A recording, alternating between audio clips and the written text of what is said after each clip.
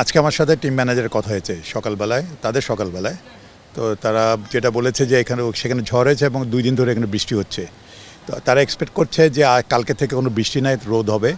যদি কালকে হচ্ছে 18, 19, আজকে কত? আজকে 18, আজকে আর কালকে 19, এই 2 দিন যদি বৃষ্টি না থাকে তারা এক্সপেক্ট করছে ওইখানেই খেলা হবে।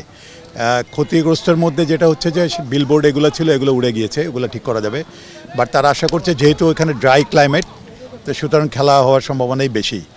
আর তারপর তো আরও আমাদের কাছে 2টা খেলা আছে। তো সুতরাং আমার মনে হয় যে প্রথম ম্যাচটা হয়ে যাওয়ার কথা তারা আশা করছে।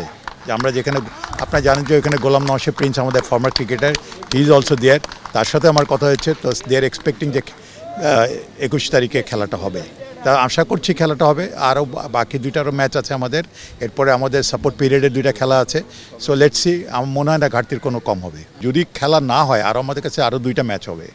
এরপরে আমাদের আরও 2টা সাপোর্ট পিরিয়ডের 2টা আইসিসির ওয়ার্ম আপ ম্যাচ আছে। তো এগুলো আমরা খেলতে পারলে দ্যাটস গুড এনাফ আমার মনে হয়।